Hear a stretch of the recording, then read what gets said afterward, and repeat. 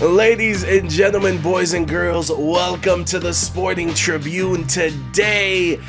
Adrian Hernandez here for episode 2. Yes, they liked episode 1 so much that we came back for another, and we're glad we're here. And we do, seconds into the show, we do need to apologize, because here's the deal. We dropped episode 1 November 19th. Thank you to everyone who listened. If you're following us, whether it's Apple Podcasts, Spotify, Stitcher, YouTube, or even on the Sporting Tribune YouTube page, go subscribe to that immediately. Like, whatever you're doing, if you're playing Call of Duty, don't hit pause. It's online. That doesn't matter. Just go to YouTube and subscribe really quick. You can do it from your phone. We appreciate all you guys that listen. But we dropped that on the 19th. That was a Friday, the Friday before Thanksgiving week. I didn't realize that Thanksgiving was on its way somehow, and I wasn't going to be in my station, wasn't going to be in my office to be able to record. So we had to take a week off after dropping the first episode because, you know, that's how we do. But we're back. We're here for the long run. No holiday interruptions for these next few weeks. So we're going to enjoy. And of course, since this is the second episode, this might be your first time hearing this. So Sporting Tribune, started by Arash Markazi, covering all of West Coast sports from here in Las Vegas, where I currently am, everything going on in California, everything going on in Hawaii, and everything in between. We have a great staff, and you'll get to know them over these next couple of episodes and in the future as we talk to some of the reporters, and I get to look through everything and all the content that's dropping, and I get to pick a few of them to come on the show every week to talk about their stories and everything. So that is what the Sporting Tribune Today is, and we need to get straight to it. And I hope you had a wonderful Thanksgiving. By the way, if you do not celebrate or you're from another country listening, I hope you had a good Thursday instead, and Black Friday shopping if you're into that, even though, let's be honest, like I'm not fully going to go into it here. I promise I'm not, but I'm just saying it's been like 5 or 6 years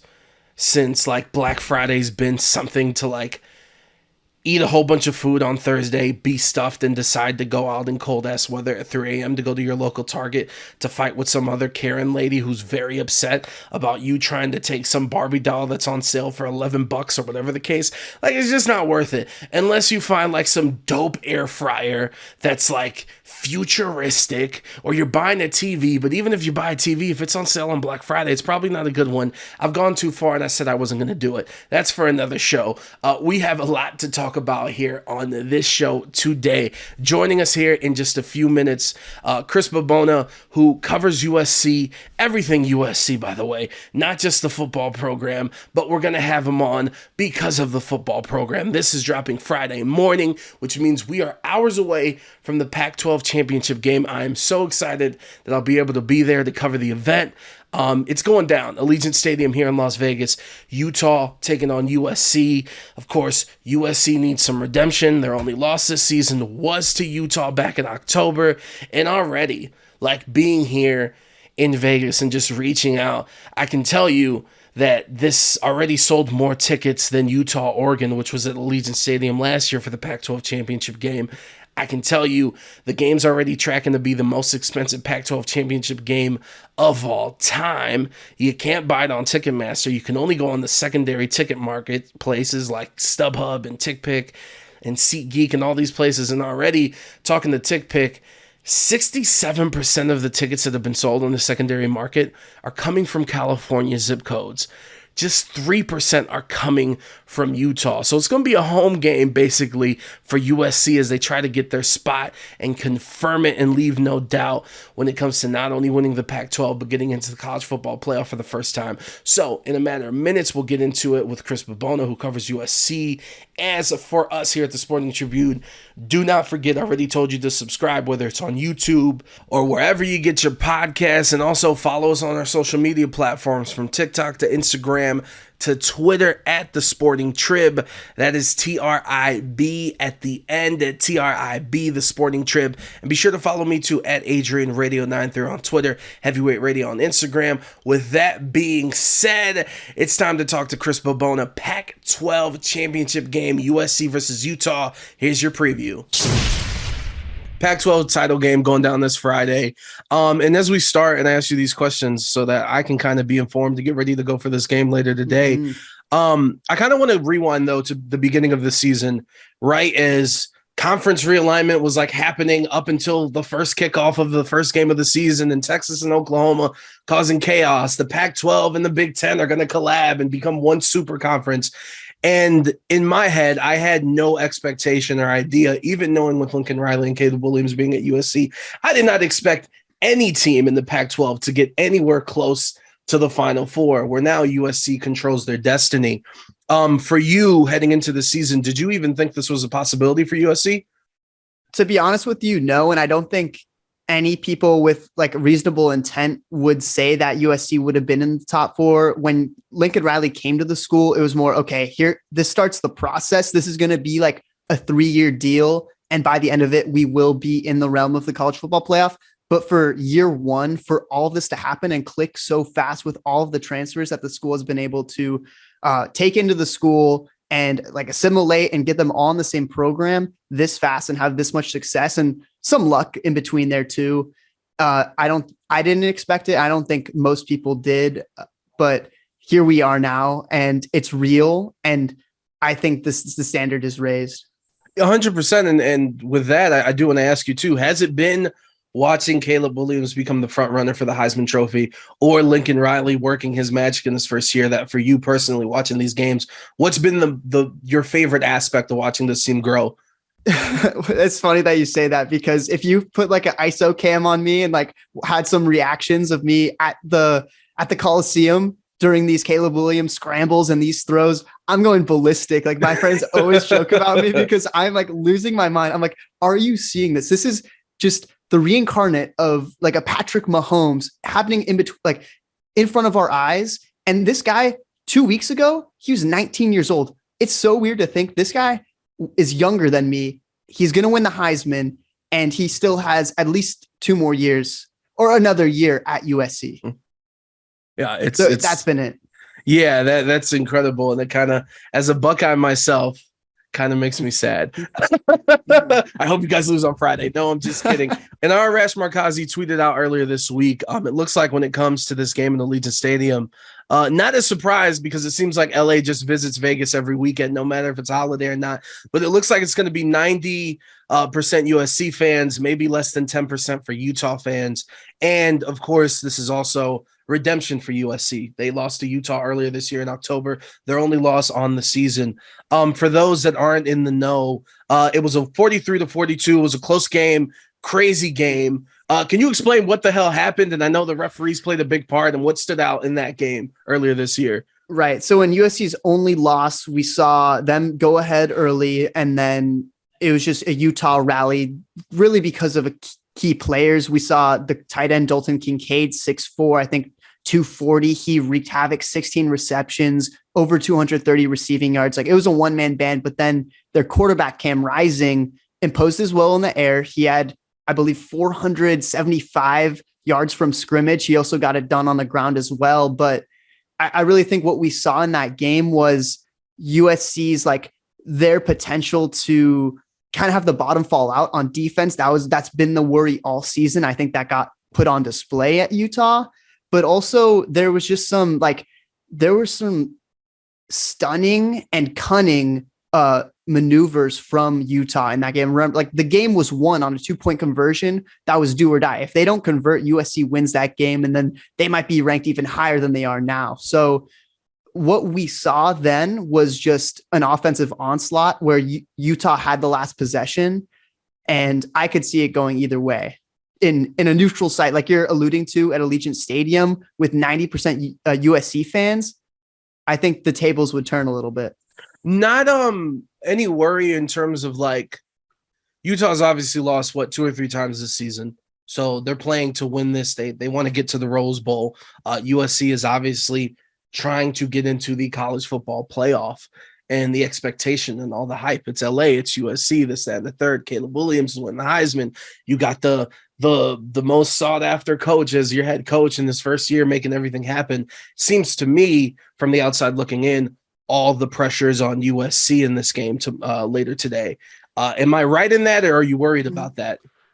No, I think aspirations are a key factor when you're talking about these types of things. And I've brought it up with maybe like the UCLA game and the Notre Dame game, just like what each team is playing for. And I think USC has always been playing to move up at this point, and they're finally playing a team at this point in Utah in the Pac-12 championship. Obviously, Utah, this is pretty much the extent of what they could win. Like, I would say like they want to win a Pac-12 championship, maybe more than just playing the Rose Bowl, whereas USC, they're in uncharted territory. They've never played in a college football playoff. Every single player in that locker room saying, just one more, and then we could get blown out by Georgia. But I would say, like, I don't think the aspirations play too much of a factor, just because these are two world-class college football programs, and this is a rematch of one of the most dramatic games of the year. I think the emotions are going to be as high as ever. It's not going to be like one team isn't as bought in.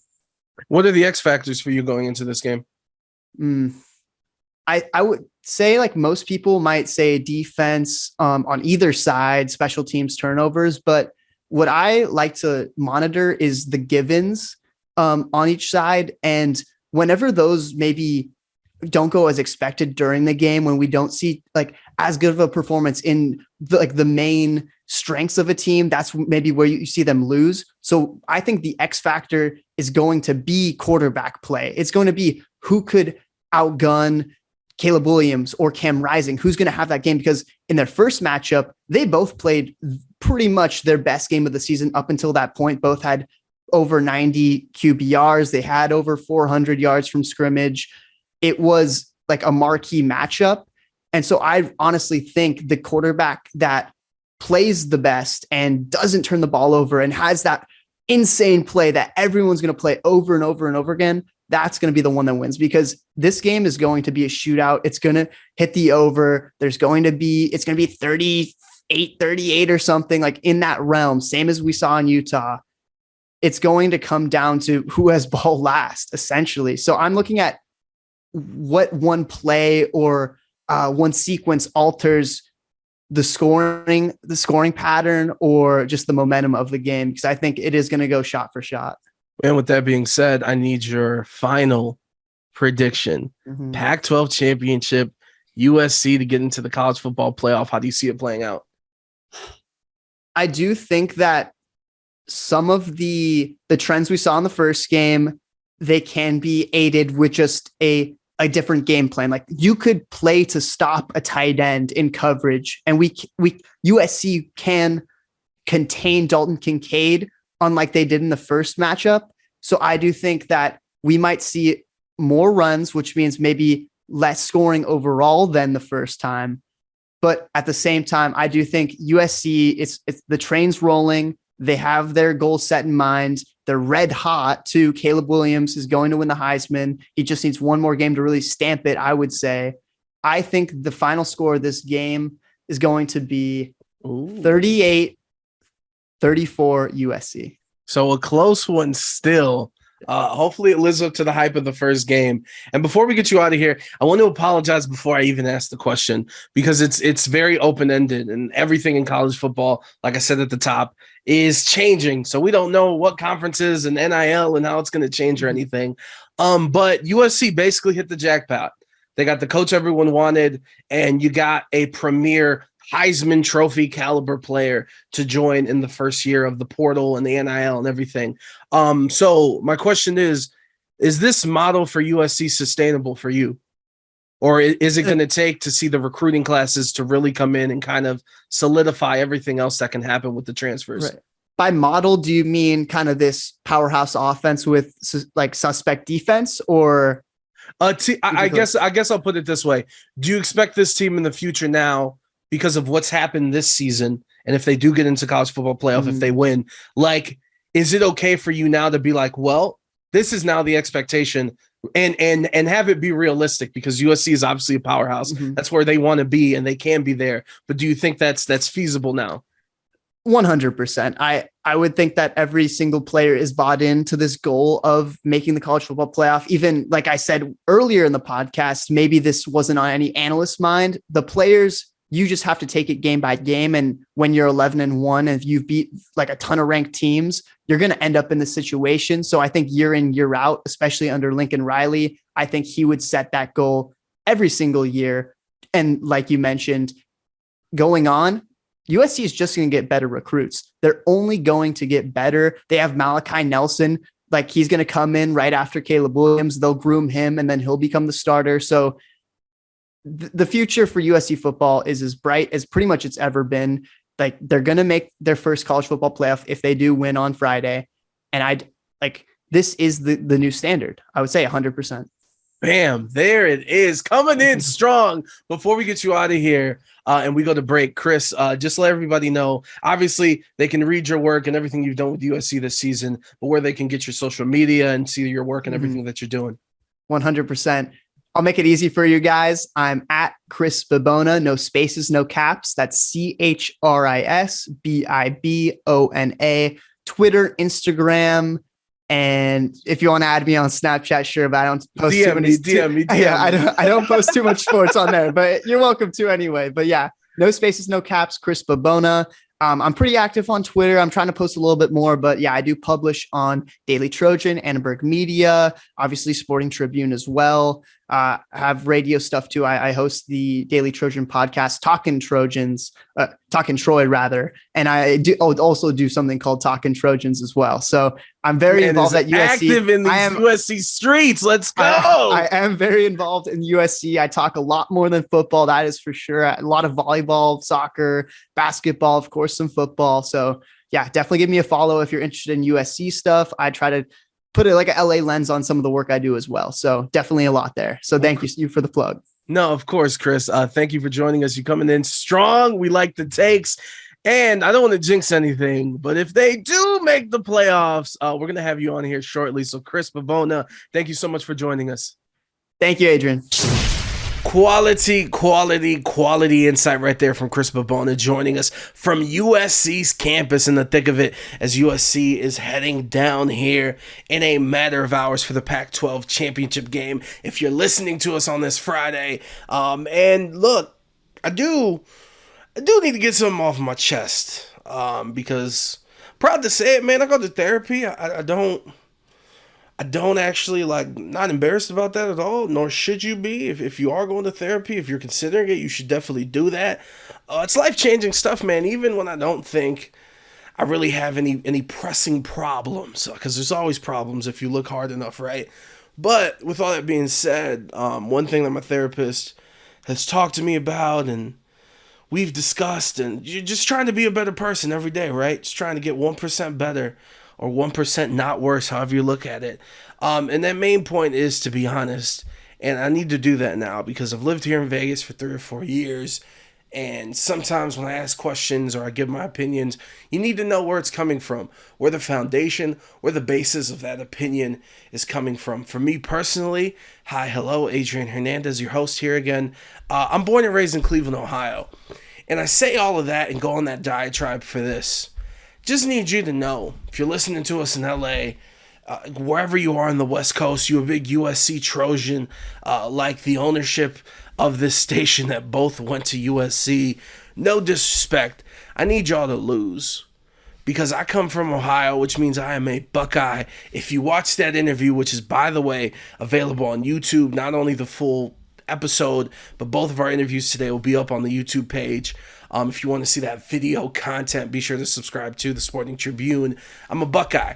Got the Ohio State 2002, 20 years ago. We beat Miami for the championship. I just need to get in the playoff again. Do I think we're going to win it? Hell no. How could I? To be honest, it's an embarrassing week to admit you're an Ohio State fan. We just got our ass kicked by Michigan. And you know what the worst part about that is too, by the way? Number one, losing to them sucks because it's been so long since they beat us, getting used to that reality that it could happen, especially 2 times in a row. That hasn't happened in over 20 years. But, of course, Michigan plants their flag at Ohio State. I can't believe the players let it happen. But then I can't believe Michigan was so hyped to do that.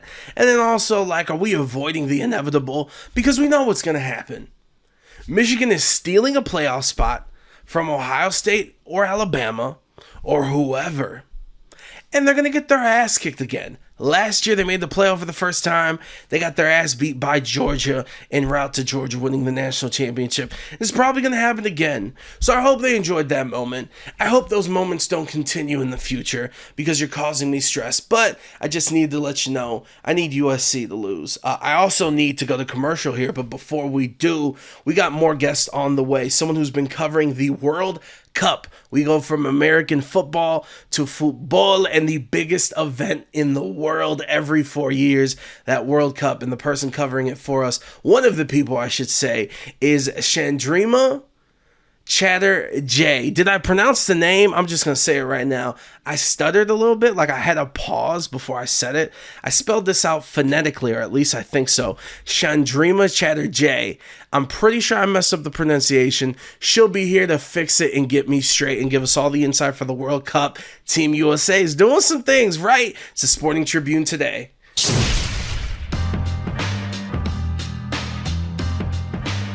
Welcome back to the Sporting Tribune Today. Adrian Hernandez vibing out, episode number 2. And we need to get straight into this interview, man. And no time to waste. It only happens once every 4 years. The biggest sporting event in the world, the World Cup's going on.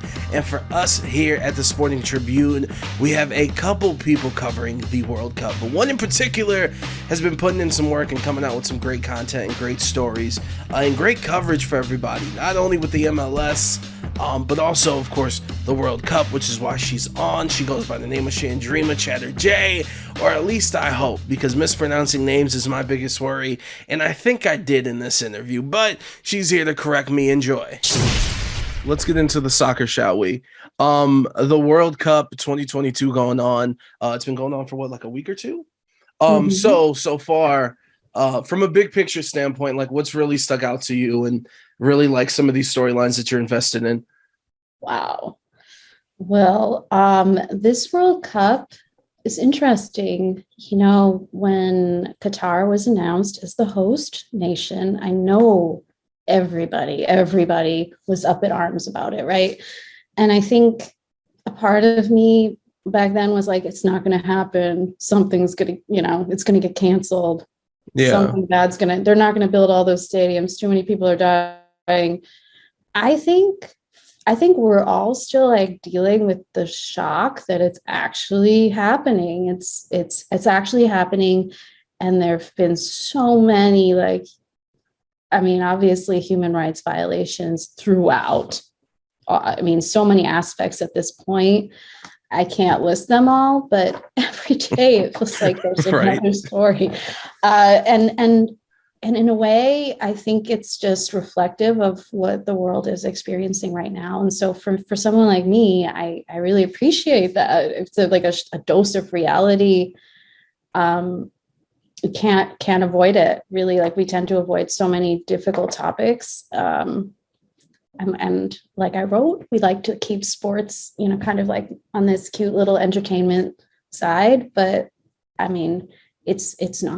it's not always. It's life, so it's unavoidable. So yeah, it really is. And it's very reflective of what's going on, and it's global, which makes it even more so. So yeah, what's captured me is like, wow, so many different controversies. And so it just brings out the truth of people, like what we really think about the bigger issues in life, And it kind of was at the forefront of the world and obviously USA's mind earlier this week. So this is releasing on Friday, a day away from USA taking on the Netherlands in the knockout stage. But to get there, USA had to face Iran. Obviously a very important game from a soccer standpoint for the US of trying to get out of the group stage, but then real life and everything going on with Iran. And there was so much emotion in that game, the final few moments for the U.S. holding on to the lead, obviously the reality after the game with Iran and all the tears. And it was so dope to see some of the U.S. players giving them hugs and just having that bonding experience of now reality setting into, we can't do this and escape. We have to wait another 4 years to get away from all this and represent what's going on. Like, what were your emotions watching everything play out? Wow. It was powerful. I will tell you a story. Hopefully it doesn't get me in trouble, but where I am, where I work, during my day job. There's a large Iranian population here, excuse me. And from the beginning of this tournament, they boycotted the entire tournament. And I understand that. I respect that. But I did keep saying, but don't you feel for the players? Like, don't you imagine what they're going through? And I mean, can you imagine what they're going through? It's like they're in this, stuck between a rock and a hard place situation. Yeah. And honestly, they were all like, no, because people are dying and we don't care. Like, we honestly don't care because more people are dying. And that's all that they could see. But the thing is here, the match started and I turned and I realized they were watching. And I was like, so in the end, the World Cup is the World Cup. Like, you're gonna have to look. Like, we can't, it's the same, it's like the other side of the coin, right? Like, we can't ignore the reality of what's going on around it, but we also can't ignore what's going on inside of it. So I kind of was like, this is surreal. Like, it really is something that brings people together as well as, showcases our differences. So for me, that was like, it encompasses kind of everything I felt. And they weren't necessarily rooting for Iran in that moment. They weren't. I think you saw afterwards all the celebrations in the streets of Tehran because the US won. That's pretty much reflective of what they were feeling here too. And it's so powerful for me. I think it's a huge political statement, and I love it when sports can do that. Yeah, 100%. And actually, I was going to wait to ask you this a little bit later, but I'll ask you now. The thing that's been fascinating to me is obviously the World Cup has the world in it, which means media from all over the world is coming and answering questions and asking questions rather. And I can't even remember the certain player, but I know a couple of days ago, one of the dudes he actually didn't even ask a question. He just made a declarative statement to one of the players and been like, hey, you've gotten much bigger. And he's like, excuse me? And he's like, hey, you've gotten much bigger, right? What's going on?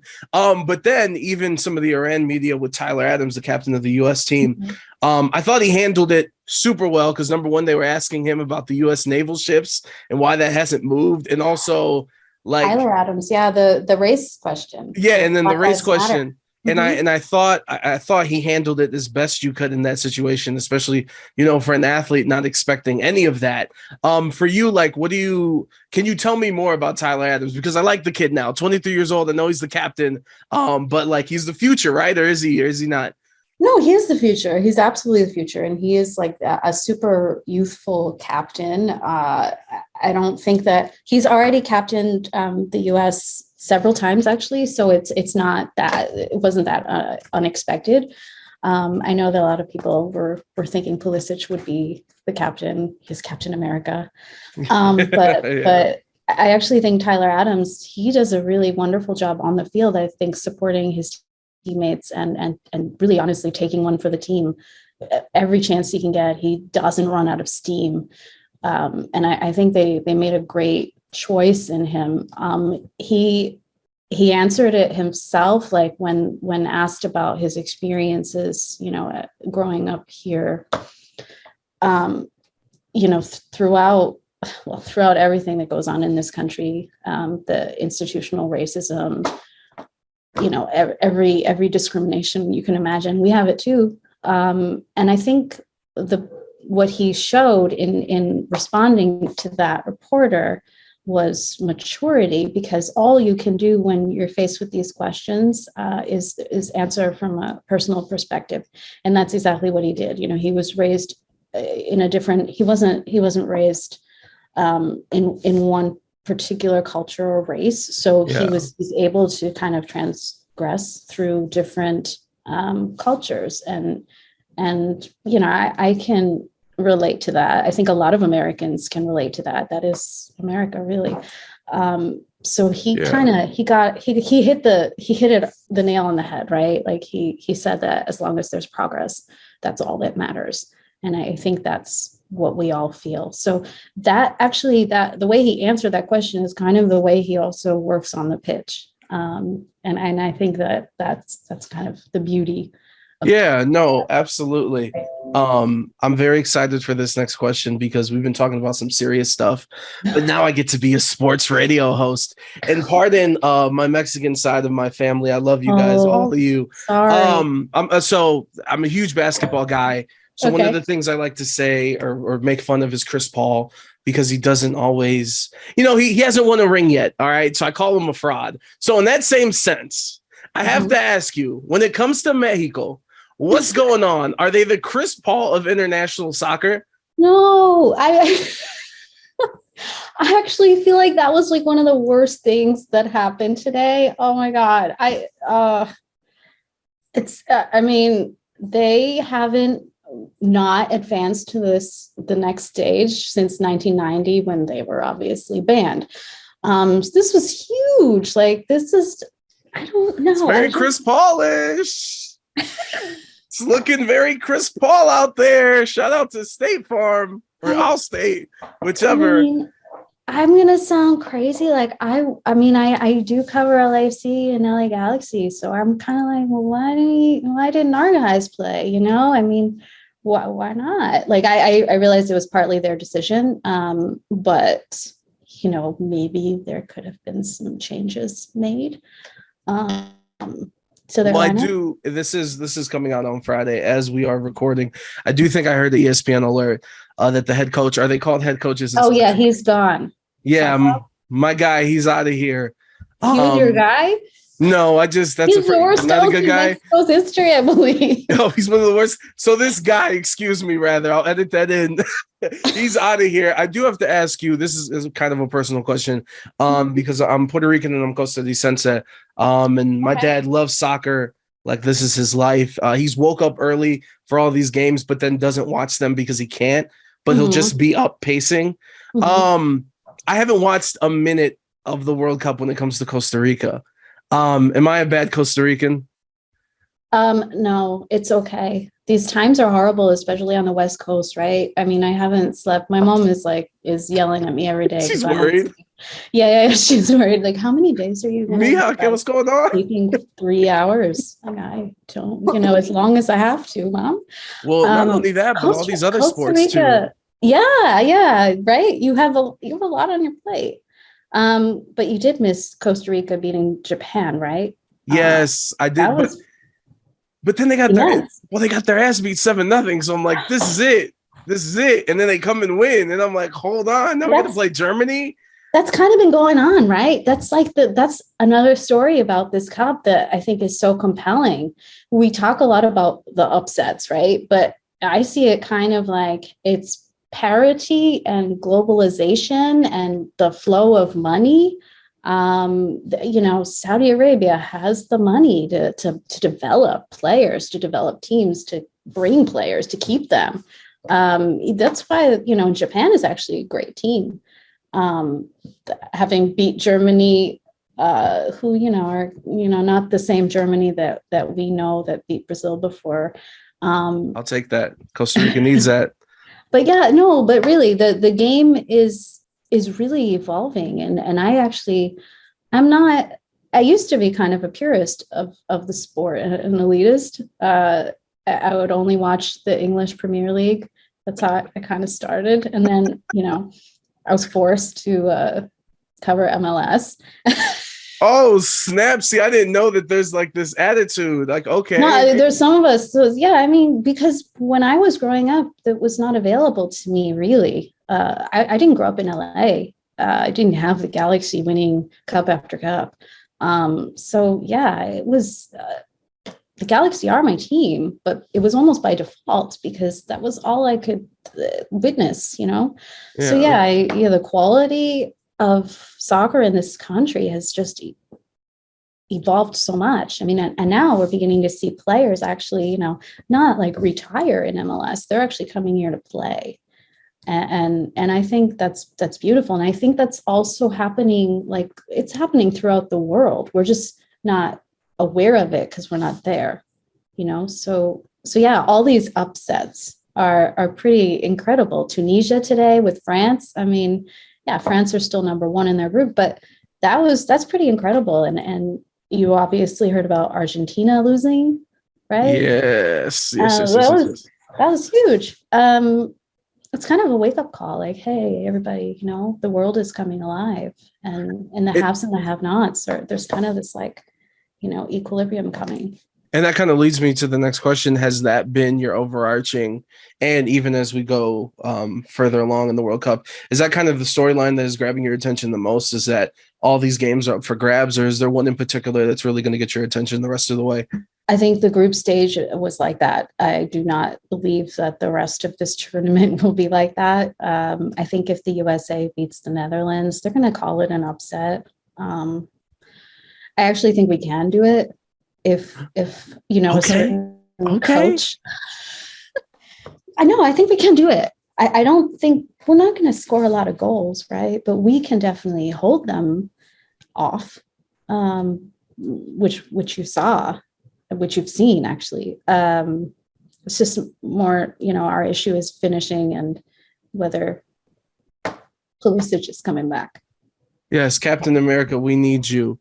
Before we go, I do want you to plug all your work, where they can find your work, and just what to expect content-wise coming here as the World Cup comes to a close, because I'm pretty sure we're going to need you back before the final.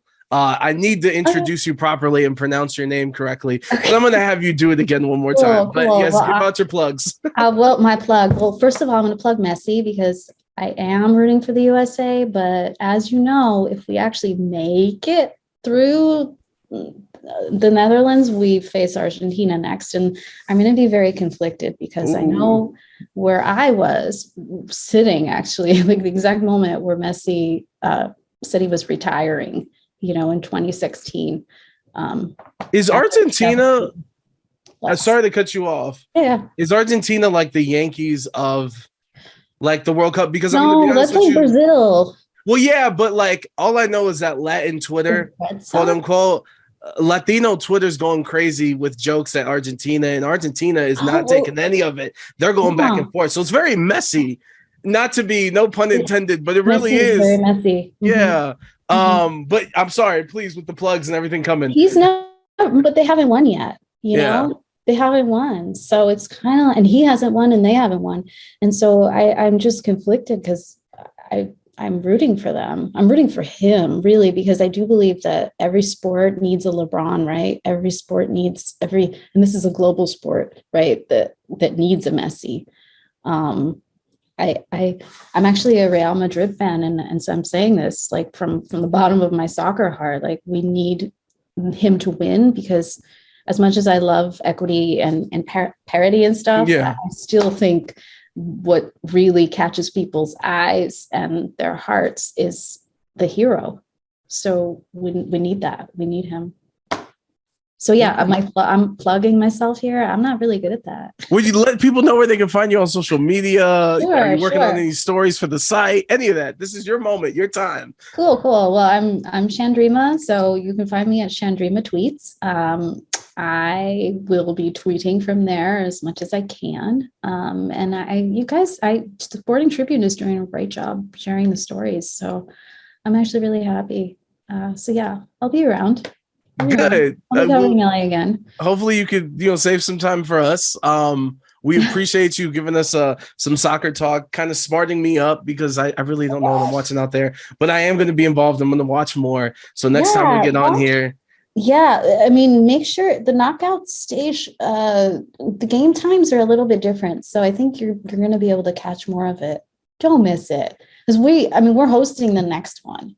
We're co-hosting the next one, excuse me. With Canada, who can't even make the cup. Like, guys, you replace the glass with grass, and now you guys can't play, or the ice, excuse me. Whatever. I got more time. They were in this one. They just got eliminated, Oh, they made it? Yeah. Oh, well, so I don't acknowledge unless you're in the 16 because USA. Oops. It's okay. It's okay. Of the 3 co-hosts of the 2026 World Cup, only one is currently still in the tournament. Hello, USA. So now I love it. I think I'm going to love watching Mexico fans join the USA wagon. My friends are already asking me for jerseys and shirts. So I love that. on like This is a perfect spicy way to end it right there. Let's go. Oh boy, I'm being honest, man. Mispronouncing last names or names in general is like my biggest pet peeve. I can't even speak. That's a bad thing for a podcast. But thank you to Chandrima Chatterjee for joining us. Be sure to follow her at Chandrima Tweets. ChandrimaTweets before Twitter goes away. Also, be sure to follow my man Chris Bobona. That's Bobiona, who joined us earlier for the USC Pac-12 championship coverage. Of course, Chandrima just joined us to talk about the World Cup. Both of them actually, putting out great content for the Sporting Tribune. Of course, sportingtribune.com, the Sporting Trib on Instagram and Twitter. I go by the name of Adrian Hernandez. You can follow me at Adrian Radio 93 on Twitter, Heavyweight Radio on Instagram, and hope you and yours have a wonderful weekend. And let us know who you want on the show and what you want us to talk about, man. This show doesn't happen without you, and we appreciate you so much that we're going to give you a week to digest this, and we'll be back later. Peace.